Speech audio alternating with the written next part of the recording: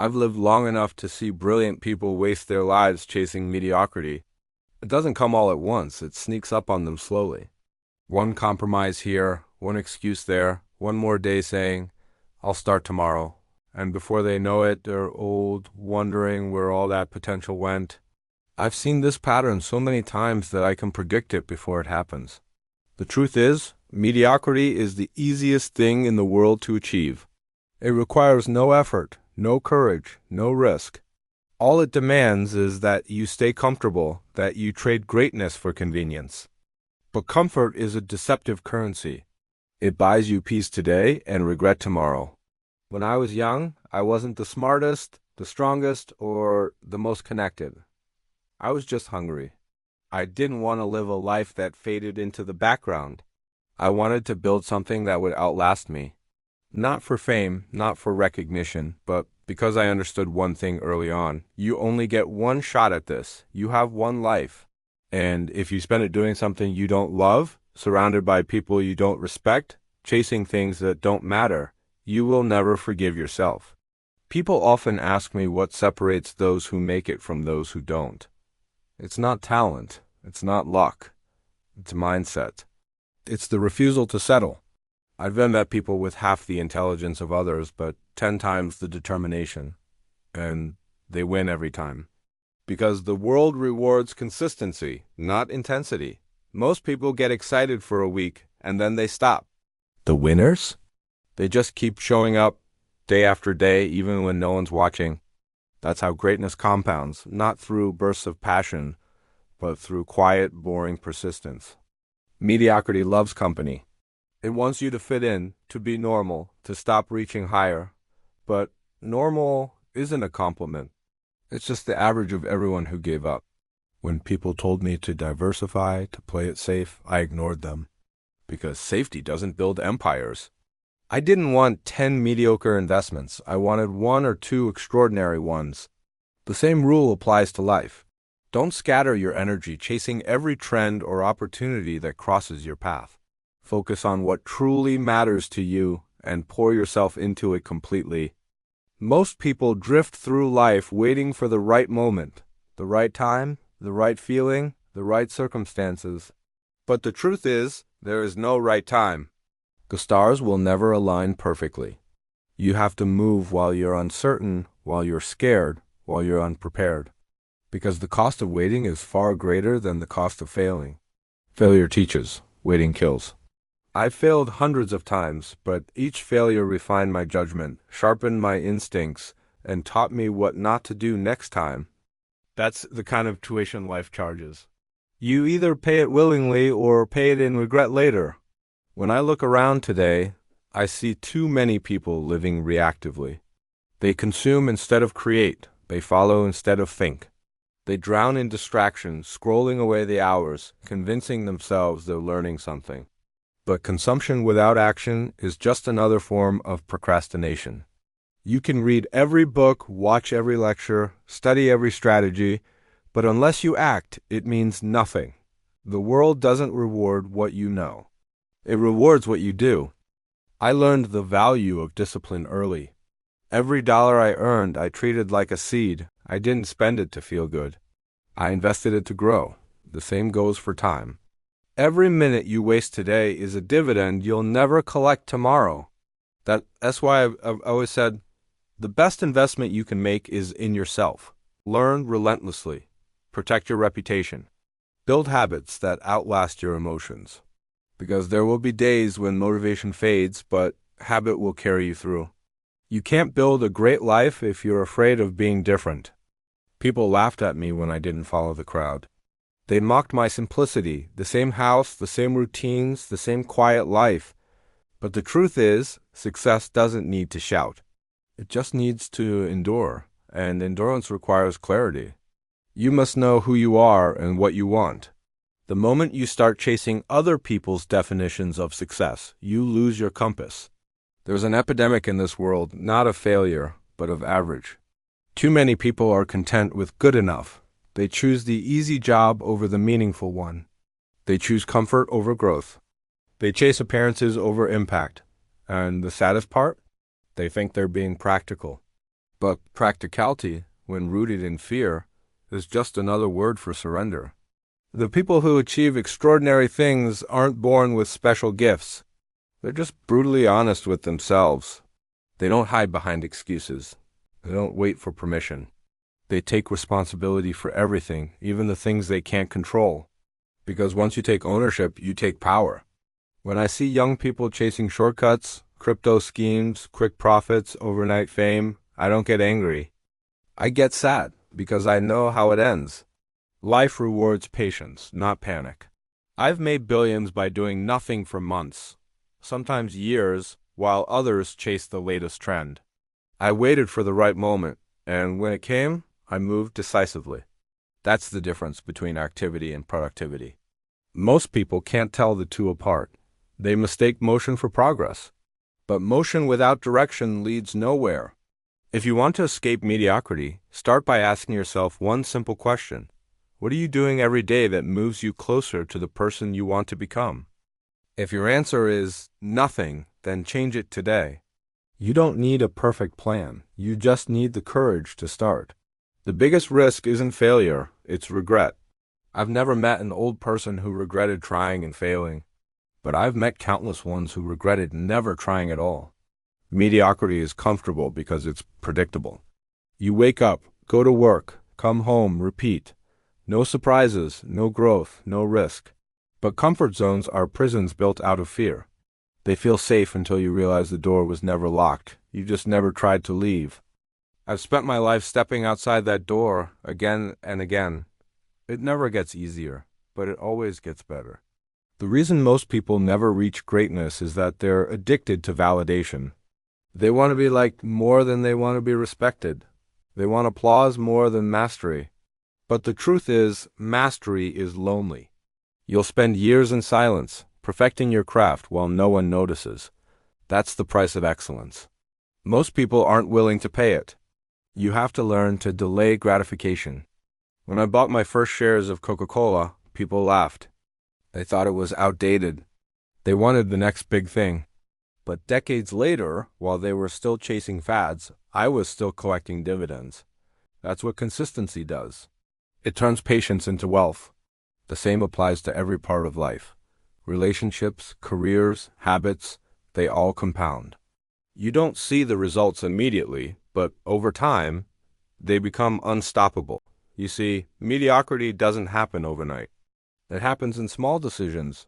Every time you say, it's fine, when it's not. Every time you lower your standards just to fit in. Every time you settle for less than you know you deserve. It's death by 1,000 small compromises. And by the time you realize it, you've built a life that doesn't feel like yours anymore. The antidote is simple but rare. Demand more from yourself. Not in a loud, arrogant way, but in a quiet, disciplined way. Refuse to accept mediocrity in your work, in your relationships, in your thinking. Push yourself to improve by 1% every day. It doesn't sound like much, but over years, that small difference separates the great from the forgotten. When I look back on my life, I don't measure it in money or fame. I measure it in impact. Did I make something that lasts? Did I teach something useful? Did I leave people better than I found them? That's what real success looks like. Because when the lights fade and the applause stops, what remains is character. If you want to live an extraordinary life, you have to build it deliberately. It won't fall into your lap. You have to say no more often than you say yes. You have to be willing to disappoint people who don't understand your vision. You have to trust your own judgment when everyone doubts you. That's what conviction looks like. And conviction is the opposite of mediocrity.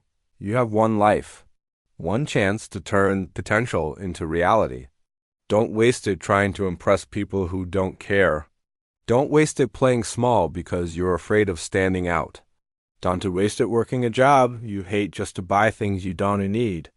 The greatest tragedy isn't dying poor. It is dying average when you could have been exceptional. People confuse success with noise.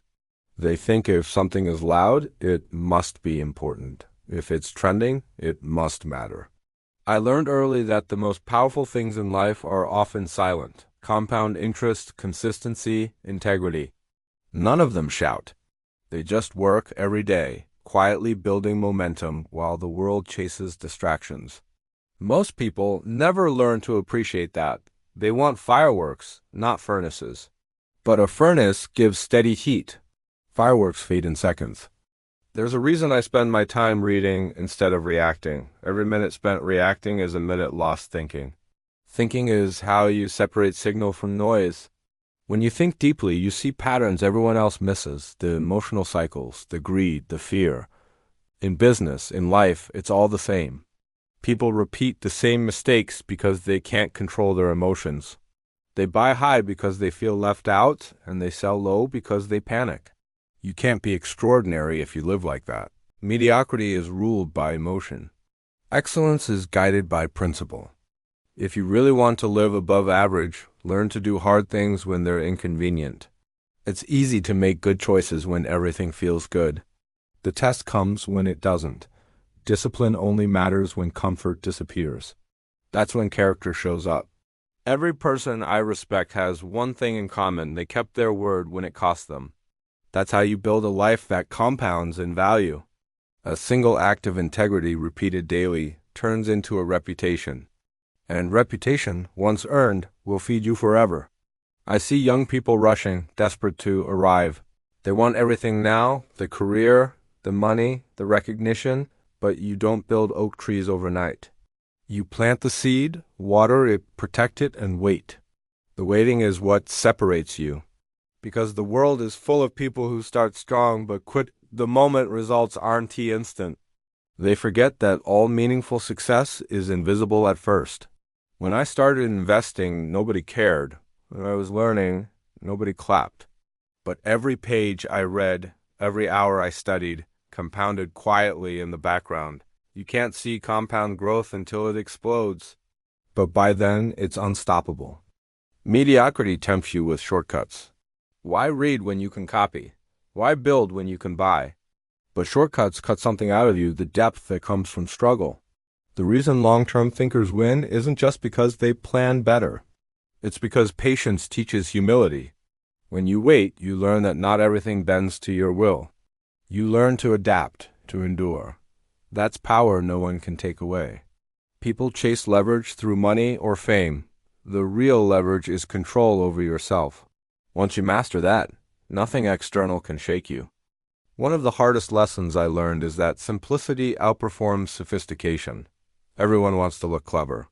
They build complex systems, use fancy language, chase exotic ideas.